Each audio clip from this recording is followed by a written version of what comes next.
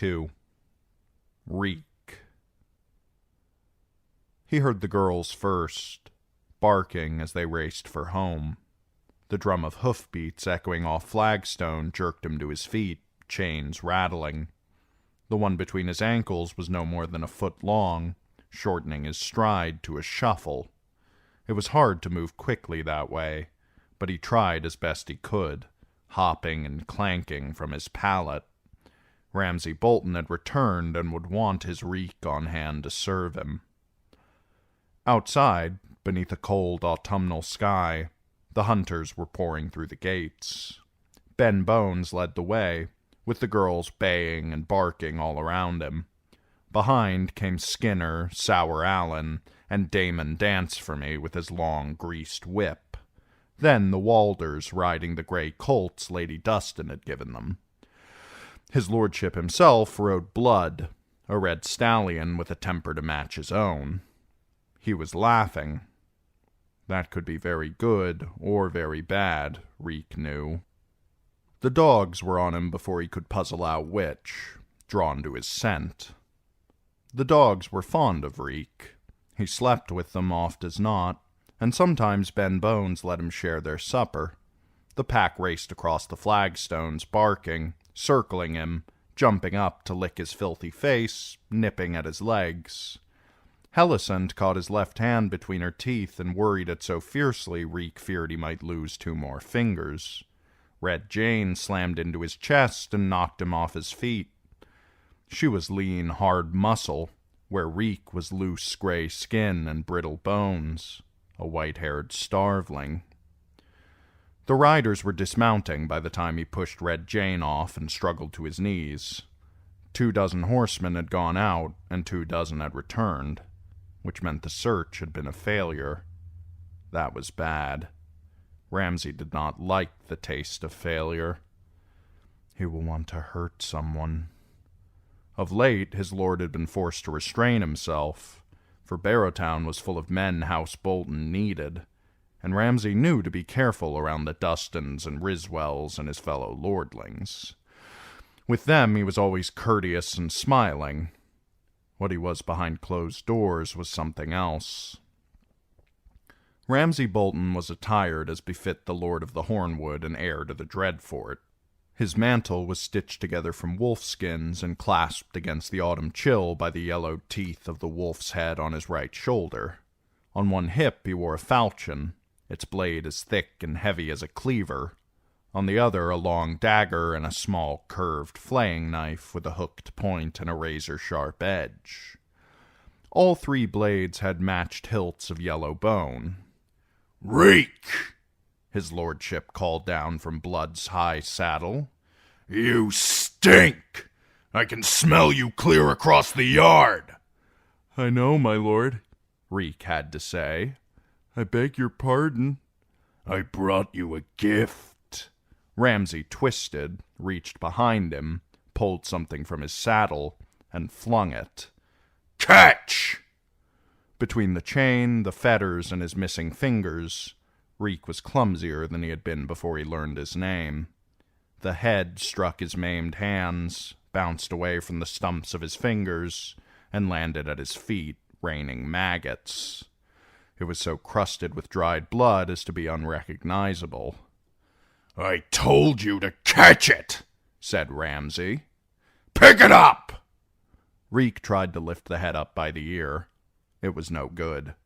The flesh was green and rotting, and the ear tore off between his fingers. Little Walder laughed, and a moment later all the other men were laughing too. "Oh, leave him be," said Ramsay. "Just see the blood. I rode the bastard hard." "Yes, my lord, I will." Reek hurried to the horse, leaving the severed head for the dogs. "You smell like pig shit today, Reek," said Ramsay. "On him, that's an improvement," said Damon Dance for Me, smiling as he coiled his whip. Little Walder swung down from the saddle. "You can see to my horse too, Reek, and to my little cousin's." "I can see to my own horse," said Big Walder. Little Walder had become Lord Ramsay's best boy and grew more like him every day. But the smaller Frey was made of different stuff and seldom took part in his cousin's games and cruelties. Reek paid the squires no mind. He led Blood off toward the stables, hopping aside when the stallion tried to kick him. The hunters strode into the hall, all but Ben Bones, who was cursing at the dogs to stop them fighting over the severed head. Big Walder followed him into the stables, leading his own mount. Reek stole a look at him as he removed Blood's bit. "Who was he?" he said softly, so the other stable hands would not hear. "No one." Big Walder pulled the saddle off his gray. "An old man we met on the road is all.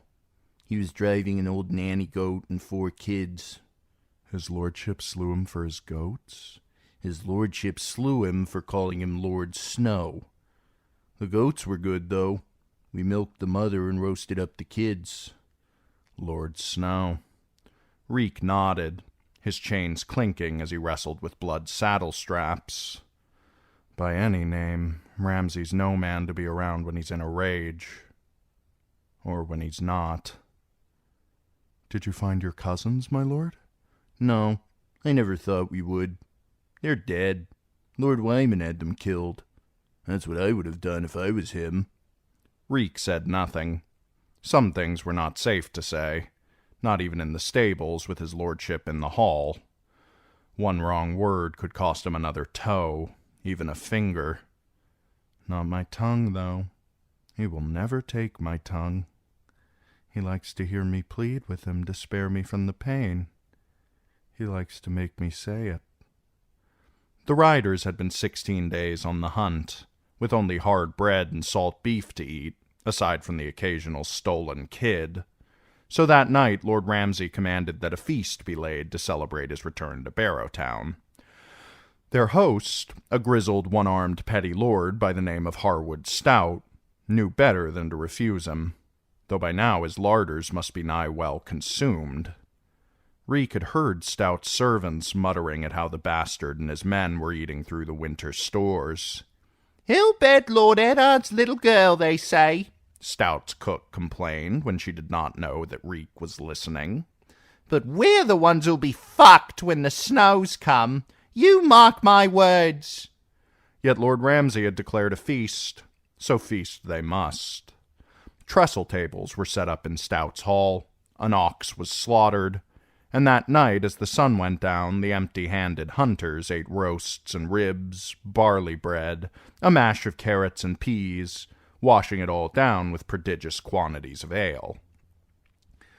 It fell to Little Walder to keep Lord Ramsay's cup filled, whilst Big Walder poured for the others at the high table. Reek was chained up beside the doors lest his odor put the feasters off their appetites. He would eat later, off whatever scraps Lord Ramsay thought to send him.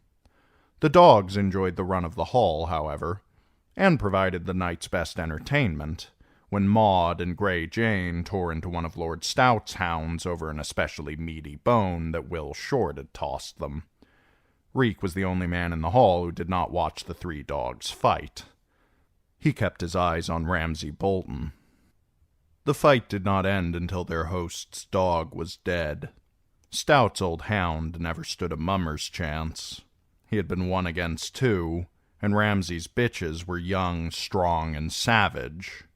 Ben Bones, who liked the dogs better than their master, had told Reek they were all named after peasant girls Ramsay had hunted, raped, and killed back when he'd still been a bastard, running with the first Reek. "The ones who give him good sport, anyways. The ones who weep and beg and won't run don't get to come back as bitches." The next litter to come out of the Dreadfort's kennels would include Akira, Reek did not doubt. "He's trained him to kill wolves as well," Ben Bones had confided. Reek said nothing. He knew which wolves the girls were meant to kill, but he had no wish to watch the girls fighting over his severed toe. 2 serving men were carrying off the dead dog's carcass, and an old woman had fetched out a mop and rake and bucket to deal with the blood-soaked rushes, when the doors to the hall flew open in a wash of wind, and a dozen men in gray mail and iron half-helms stalked through, shouldering past Stout's pasty-faced young guards in their leather brigantines and cloaks of gold and russet. A sudden silence seized the feasters.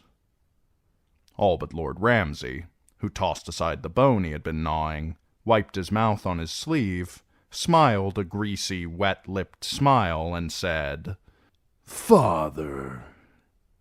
The Lord of the Dreadfort glanced idly at the remnants of the feast, at the dead dog, at the hangings on the walls, at Reek in his chains and fetters. "Out," he told the feasters, in a voice as soft as a murmur. "Now, the lot of you." Lord Ramsay's men pushed back from the tables, abandoning cups and trenchers. Ben Bones shouted at the girls, and they trotted after him, some with bones still in their jaws. Harwood Stout bowed stiffly and relinquished his haul without a word. "Unchain Reek and take him with you," Ramsay growled at Sour Allen. But his father waved a pale hand and said, "No, leave him." Even Lord Roos's own guards retreated, pulling the doors shut behind them. When the echo died away, Reek found himself alone in the hall with the 2 Boltons, father and son. "You did not find our missing phrase." The way Roose Bolton said it, it was more a statement than a question. "We rode back to where Lord Lamprey claims they parted ways, but the girls could not find a trail." "You asked after them in villages and holdfasts." "A waste of words. The peasants might as well be blind for all they ever see." Ramsay shrugged. "Does it matter? The world won't miss a few frays. There's plenty more down at the Twins should we ever have need of one." Lord Roos tore a small piece off a heel of bread and ate it. "Hostine and Aenys are distressed." "Let them go looking if they like." "Lord Wyman blames himself. To hear him tell it, he had become especially fond of Rhaegar." Lord Ramsay was turning wroth. Reek could see it in his mouth, the curl of those thick lips, the way the cords stood up in his neck. "The fool should have stayed with Manderley." Roose Bolton shrugged.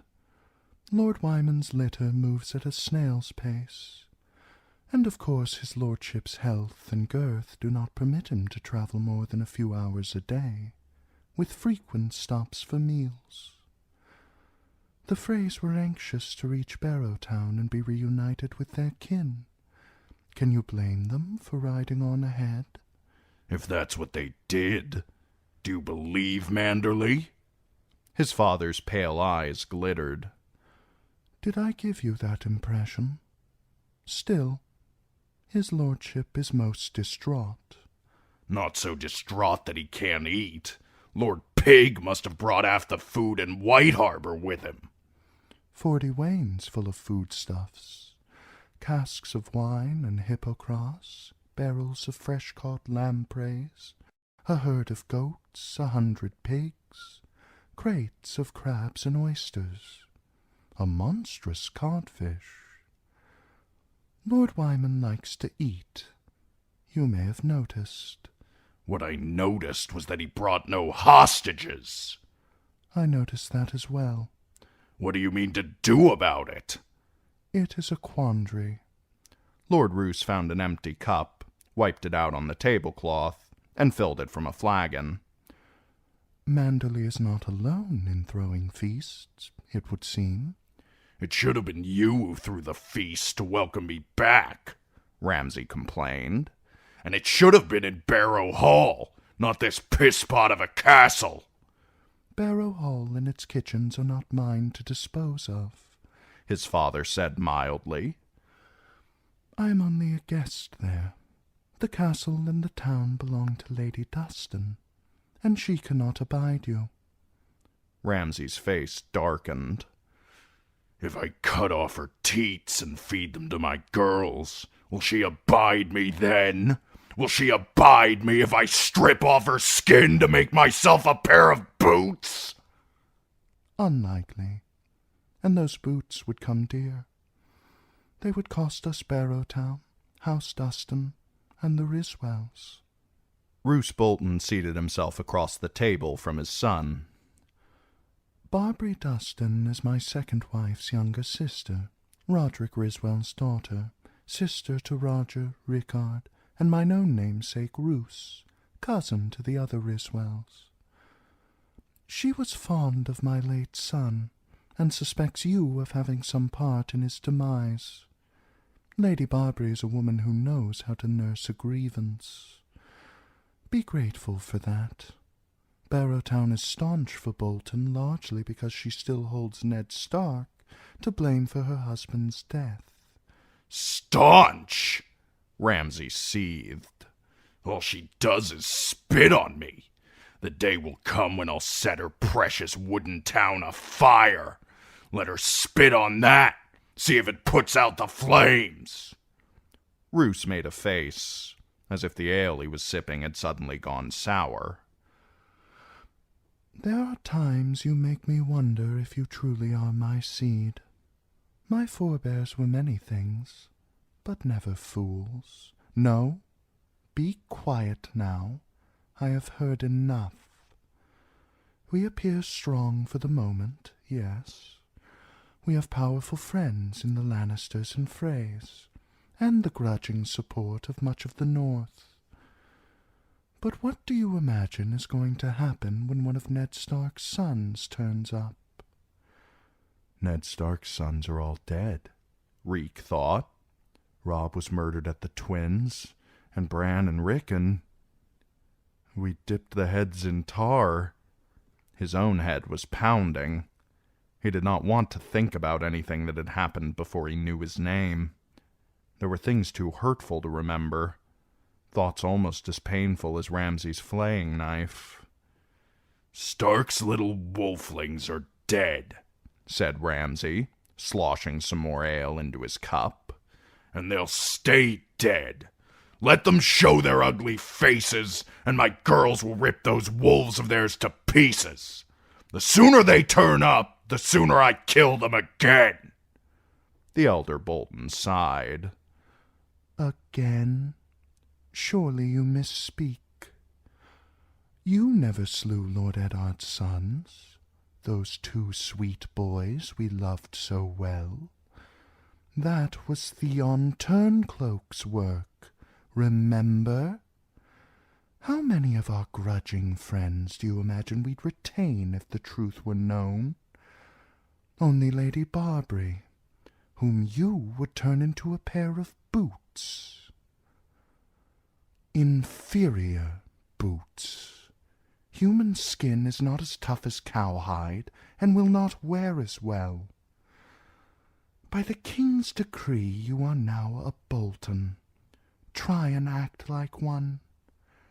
Tales are told of you, Ramsay. I hear them everywhere. People fear you. Good. You are mistaken. It is not good. No tales were ever told of me. Do you think I would be sitting here if it were otherwise? Your amusements are your own. I will not chide you on that count, but you must be more discreet.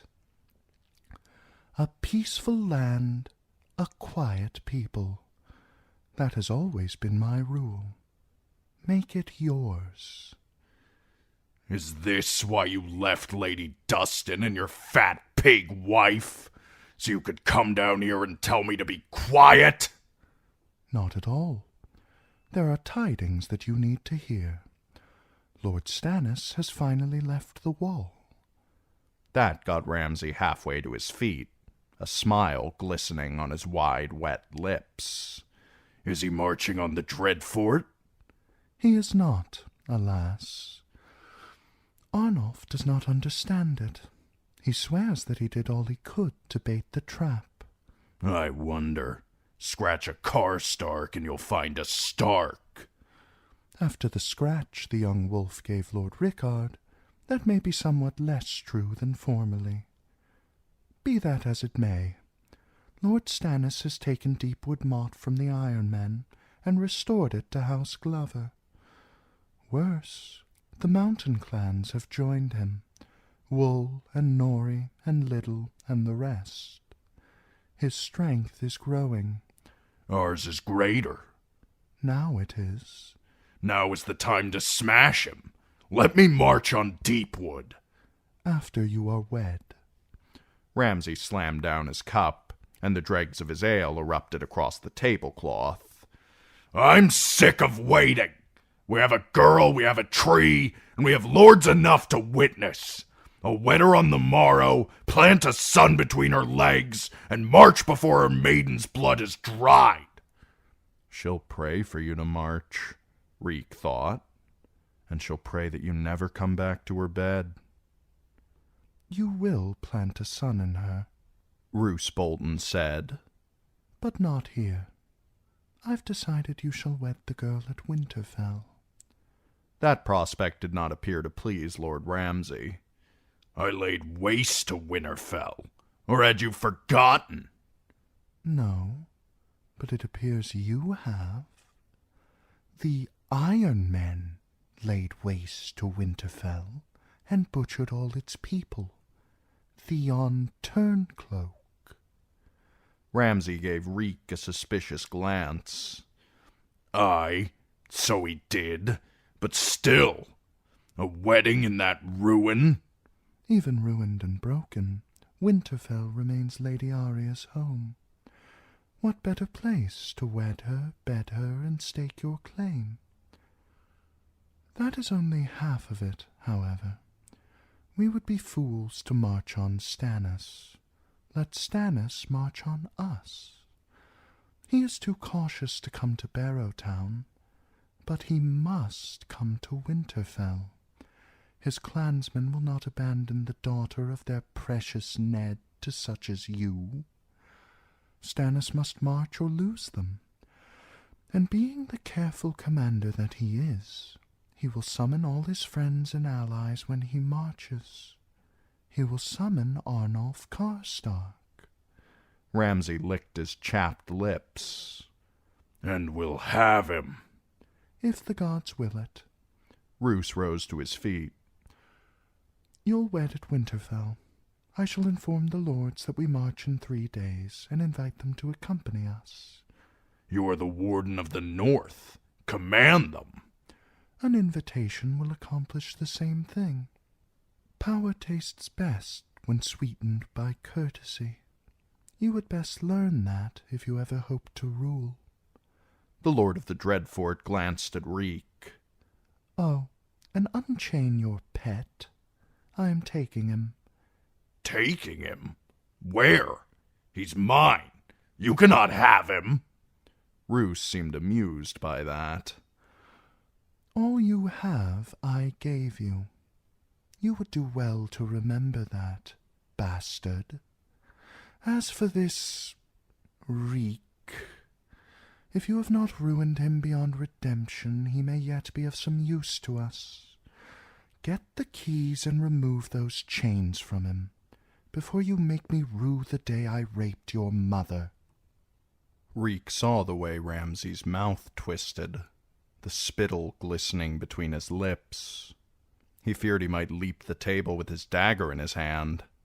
Instead, he flushed red, turned his pale eyes from his father's paler ones, and went to find the keys. But as he knelt to unlock the fetters around Reek's wrists and ankles, he leaned close and whispered, Tell him nothing, and remember every word he says. I'll have you back, no matter what that Dustin bitch may tell you. Who are you? Reek, my lord. Your man. I'm Reek. It rhymes with sneak. It does. When my father brings you back, I'm going to take another finger. I'll let you choose which one. Unbidden, Tears began to trickle down his cheeks. "Why?" he cried, his voice breaking. "I never asked for him to take me from you. I'll do whatever you want. Serve, obey, Please, no." Ramsay slapped his face. "Take him," he told his father. "He's not even a man. The way he smells disgusts me." The moon was rising over the wooden walls of Barrowtown when they stepped outside. Reek could hear the wind sweeping across the rolling plains beyond the town. It was less than a mile from Barrow Hall to Harwood Stout's modest keep beside the eastern gates. Lord Bolton offered him a horse. "Can you ride?" My lord, I think so." "Walton, help him mount." Even with the fetters gone, Reek moved like an old man. His flesh hung loosely on his bones, and Sour Allen and Ben Bones said he twitched. And his smell... Even the mare they'd brought for him shied away when he tried to mount. She was a gentle horse, though, and she knew the way to Barrow Hall. Lord Bolton fell in beside him as they rode out the gate. The guards fell back to a discreet distance. "What would you have me call you?" the Lord asked as they trotted down the broad, straight streets of Barrowtown. "Reek. I'm Reek. It rhymes with weak." "Reek," he said, "if it please my lord." "My lord." Bolton's lips parted just enough to show a quarter-inch of teeth. It might have been a smile. He did not understand. "My lord? I said, my lord, when you should have said, my lord. Your tongue betrays your birth with every word you say. If you want to sound a proper peasant, say it as if you had mud in your mouth, or were too stupid to realize it was 2 words, not just 1. "If it please my lord." "Better. Your stench is quite appalling." "Yes, my lord. I beg your pardon, my lord." "Why? The way you smell is my son's doing, not your own. I am well aware of that." They rode past a stable and a shuttered inn with a wheat sheaf painted on its sign. Reek heard music coming through its windows. "I knew the first Reek. He stank, though not for want of washing. I have never known a cleaner creature, truth be told. He bathed thrice a day and wore flowers in his hair as if he were a maiden. Once, when my second wife was still alive, he was caught stealing scent from her bedchamber. I had him whipped for that, 12 lashes. Even his blood smelled wrong. The next year he tried it again. This time he drank the perfume and almost died of it. It made no matter. The smell was something he was born with. A curse, the small folk said. The gods had made him stink so that men would know his soul was rotting. My old maester insisted it was a sign of sickness, yet the boy was otherwise as strong as a young bull. No one could stand to be near him, so he slept with the pigs. Until the day that Ramsay's mother appeared at my gates to demand that I provide a servant for my bastard, who was growing up wild and unruly. I gave her Reek. It was meant to be amusing, but he and Ramsay became inseparable. I do wonder, though, was it Ramsay who corrupted Reek, or Reek Ramsay? His lordship glanced at the new Reek with eyes as pale and strange as 2 white moons.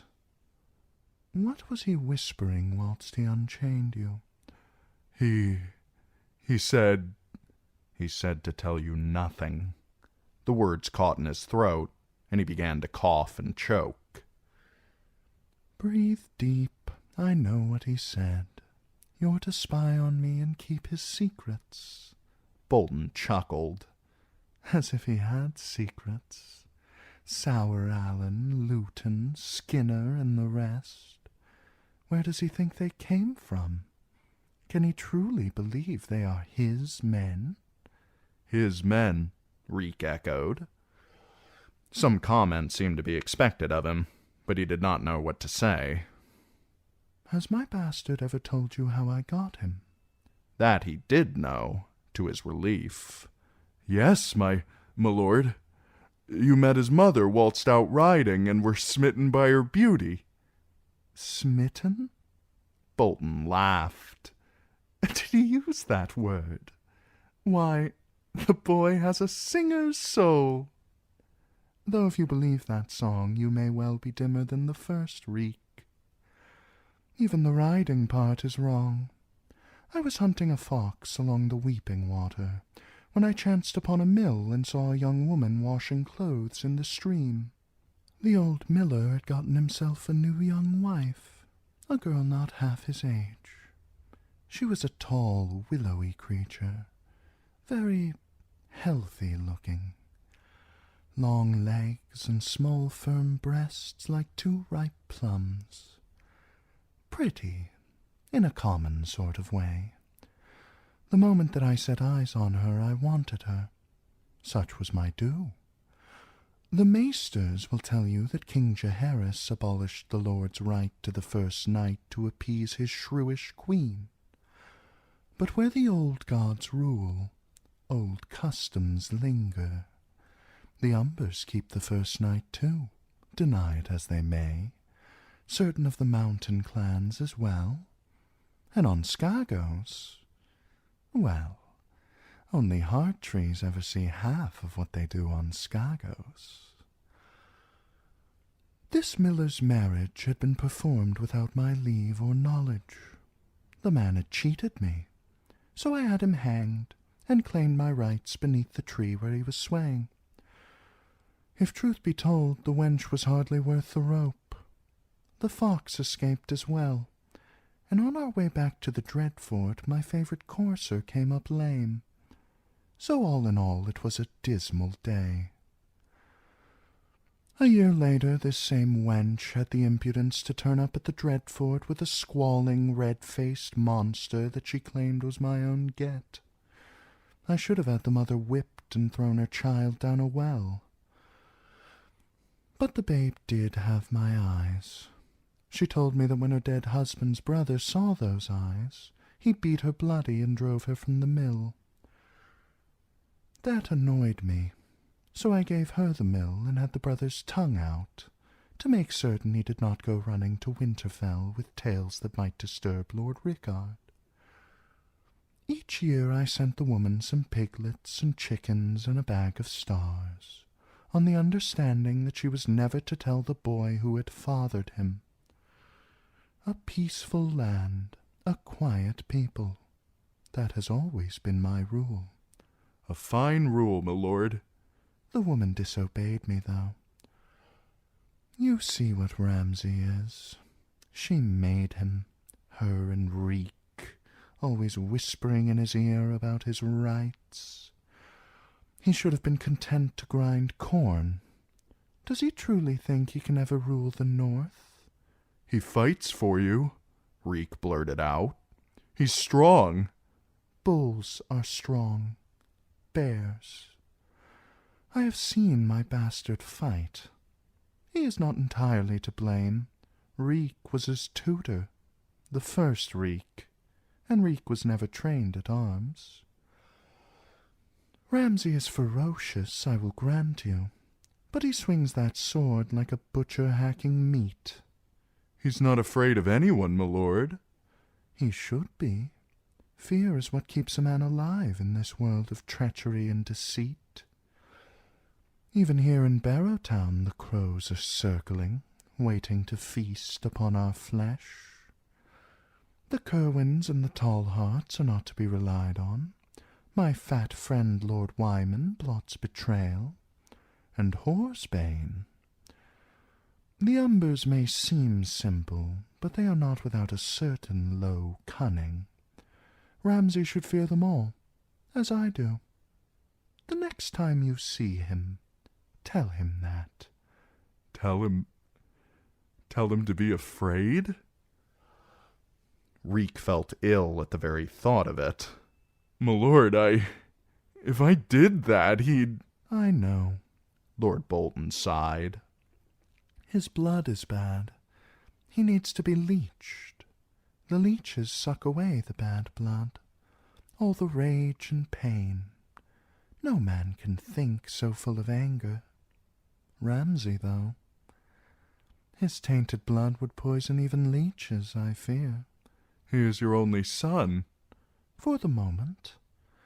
I had another once, Domeric, a quiet boy, but most accomplished. He served 4 years as Lady Dustin's page, and 3 in the Vale as a squire to Lord Redford. He played the high harp, read histories, and rode like the wind. Horses. The boy was mad for horses, Lady Dustin will tell you. Not even Lord Rickard's daughter could outrace him, and that one was half a horse herself. Redford said he showed great promise in the lists. A great jouster must be a great horseman first." "Yes, my lord. Domeric. I've heard his name." "Ramsay killed him. A sickness of the bowels, Maester Uthor says, but I say poison. In the Vale, Domeric had enjoyed the company of Redford's sons. He wanted a brother by his side, so he rode up the weeping water to seek my bastard out. I forbade it, but Domeric was a man grown, and thought that he knew better than his father. Now his bones lie beneath the Dreadfort with the bones of his brothers, who died still in the cradle, and I am left with Ramsay. Tell me, my lord, if the kinslayer is accursed, what is a father to do when one son slays another?"